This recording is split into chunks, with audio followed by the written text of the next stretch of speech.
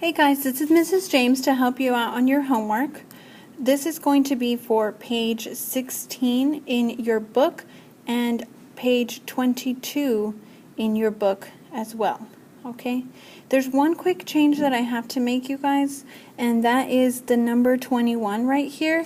It's a typo. Scratch out the 1. It's just number 2, A through D. And over here on your questions as well, just scratch out the 1. It's just 2A through 2D.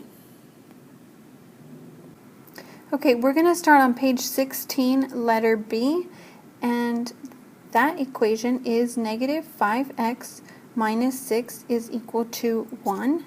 We're going to start, of course, by making off our t-chart like we always do, and then we're going to start simplifying. Okay, on this left side with the negative 5x minus 6, we cannot really combine them because of the variable that this one has and this one doesn't have a variable. So let's just leave those as is for now, but we can start moving the 6 to the right hand side. We have a negative 6, so we're going to go ahead and add 6 on this side. If you do it to the left, you must do it to the right hand side to keep everything even. So the negative 5x was not affected, so we're going to just go ahead and bring that down. Negative 6 plus 6 is just 0, but we don't need to write that. Then we have 1 plus 6, which is 7. Okay.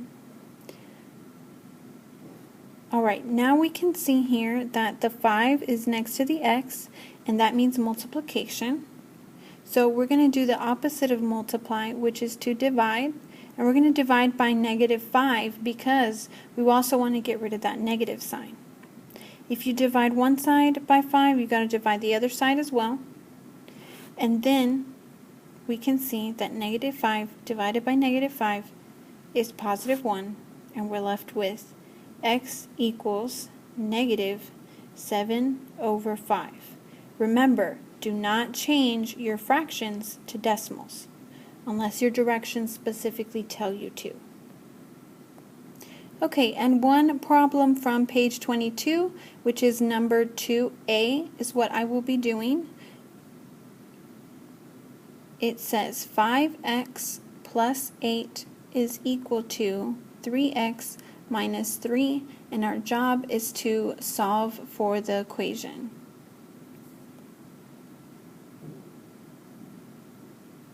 Here's our t-chart that we always have, and let's start solving. So on the left side, 5x plus 8, we cannot combine those. On the right side, 3x minus 3, we can't combine those. So it's as simplified as it's going to get. Now let's start moving around our numbers so that we can get x by itself. I'm going to start with this number 8, so I'm going to subtract 8 from here and subtract 8 from the other side. Now I'm going to show you guys something that you don't have to do. And I didn't do it on the previous problem, but on this problem I'm going to try moving 2 things at a time. See if you guys can follow along. Okay, so I moved my 8, and now I'm also going to move my 3 on the same step. So the opposite of positive 3 is negative 3x. If I do that to one side, I'm also going to do it to the other side. And let's subtract everything all at the same time. Okay, so 5x minus 3x, I get 2x. Positive 8 minus 8 is just 0, so we don't have to worry about that. Equals, on this side, 3x minus 3x, so that's just 0. And then negative 3 minus 8. So because they're both negative, remember it's going to seem like we're adding, but really we're just moving to the left on the number line. So we get a negative 11. Alright. If that was too much, you can just do one step at a time.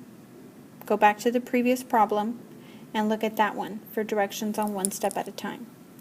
Okay, now that we're here with the 2x equals negative 11, we have to get rid of this 2. We can see again that it's being multiplied.